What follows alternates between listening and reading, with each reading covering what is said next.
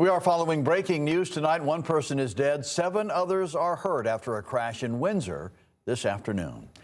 Thanks for joining us for the Fox 61 News at 10. I'm Brent Hartman. And I'm Sarah Sanchez. Fox 61 Stefan Reels joins us live with the very latest. Stefan, what did you learn? Well, Brent, Sarah, the scene has finally cleared after hours-long investigation, but there's still remnants I'm going to show you right now of the car accident that happened earlier today. Right here you can see the dirt disheveled, but you still have some glass from the cars from what happened earlier this afternoon.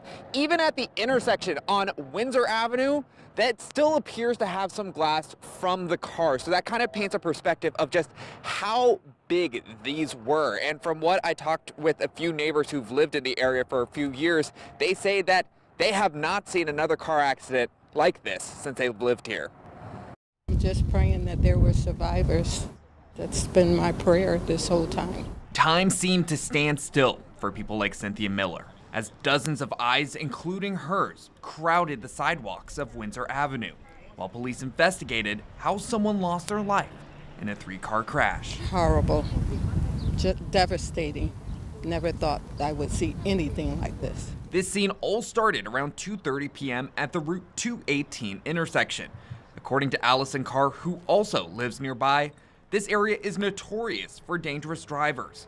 She says drivers often try to beat the red light. I live right down the street, actually, so I drive this road daily. Oftentimes people take a right turn on red while the other oncoming traffic is coming. For hours after the crash, the road and the businesses on it were closed as onlookers were silent with what laid before them. I almost wanted to cry. That's insane. I've never seen an accident like that in Windsor, ever. And as people wonder what will come next for the victims of the crash, Carr hopes something can be put in place to prevent a crash of this magnitude from happening again. People are gonna turn on red if they wanna turn on red, and there's probably nothing you can do about that, but definitely something to try to slow people down on this stretch.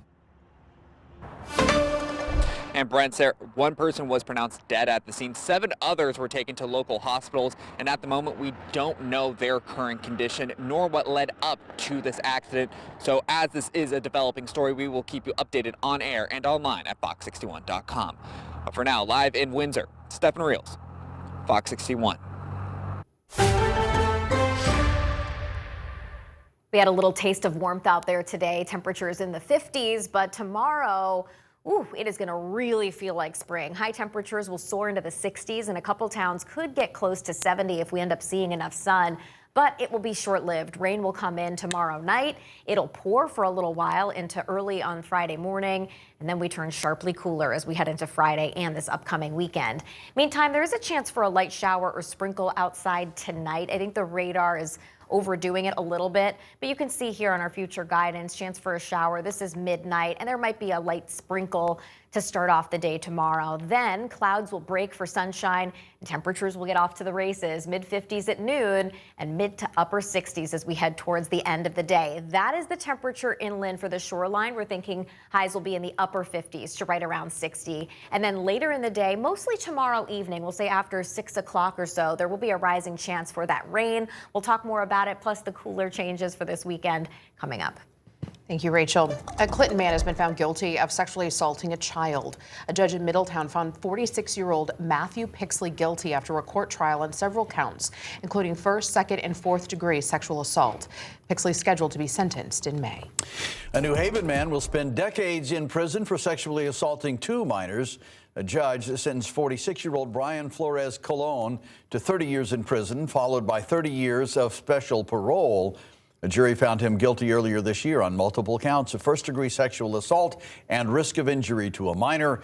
Prosecutors say the abuse happened over several years when the victims were between 8 and 16 years old. Hartford firefighters say it was difficult to put out an early morning fire today because of hoarding conditions inside the home. Fire crews were called to this home on Ellsworth Street around 3:45. One person was inside and had minor burns. Investigators are still looking into what started the fire. A state trooper arrested twice following a domestic incident in Griswold has resigned now. State police say Edward Gukin left the department earlier this month.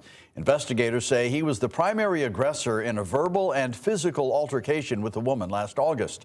They also say he illegally fired a gun while children were present. The Connecticut Inspector General says an in-custody death in Wolcott was not the result of excessive force or criminal conduct by police. The report focuses on the death of Joseph Jackson, which happened on June 3rd, 2025. He was restrained by officers. Investigators say Jackson was held face down, sedated by EMS, and went into cardiac arrest. The medical examiner ruled the death a homicide and cited a combination of drug intoxication, heart disease, and physical restraint. However, the Inspector General determined the officer's actions were reasonable under the circumstances and no charges will be filed. Well, New Haven has a new police chief nominee. Mayor Justin Elicker says he is nominating acting Chief David Zanelli to fill the position permanently. This comes nearly 3 months after former Chief Carl Jacobson retired after being arrested and accused of stealing from the department. Fox 61's Alicia Hercules was in New Haven, and tonight she's breaking down what Chief Zanelli plans to do in his new role.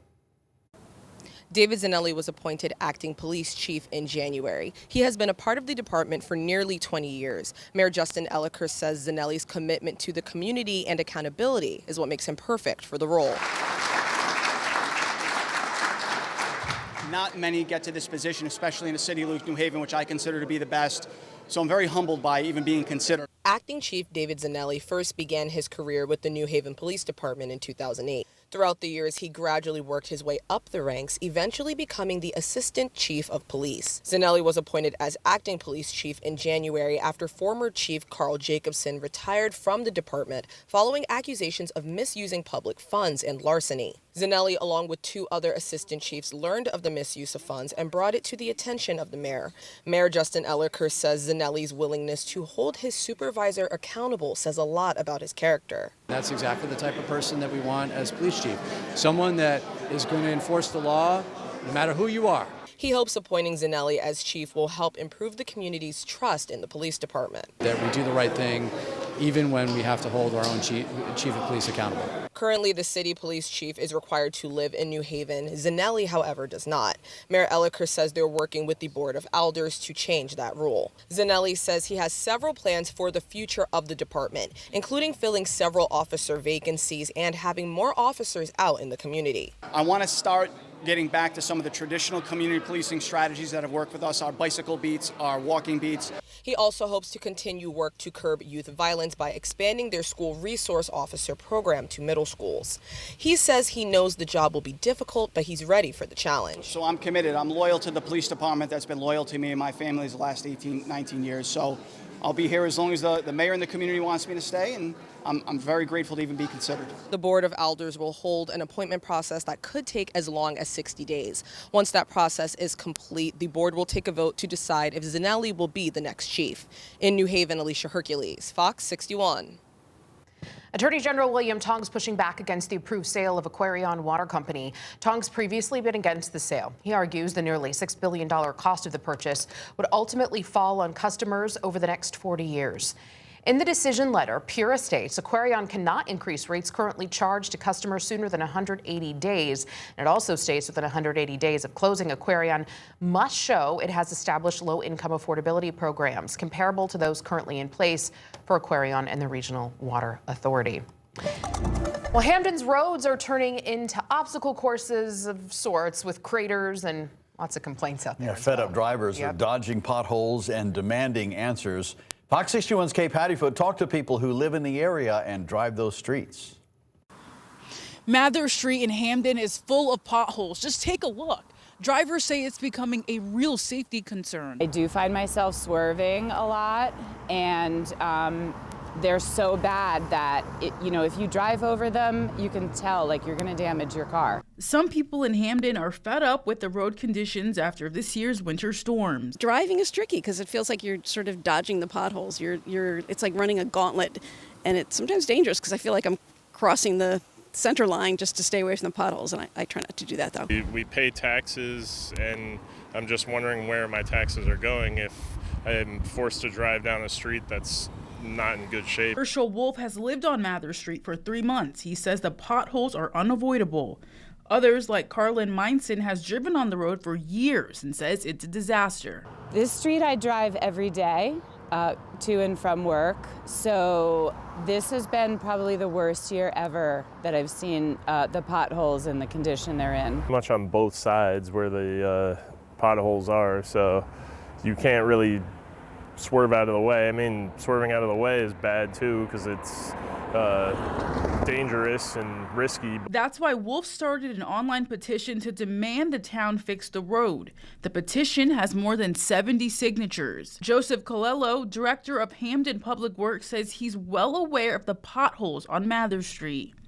People may not think that we're patching them. We're patching those holes multiple times.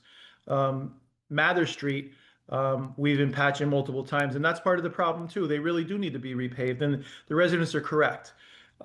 They're beyond patching. That's why he's requested a $4 million budget from the Legislative Council to help fix a number of streets in town. Council's doing their best to trying, to fund these projects. They know we need them.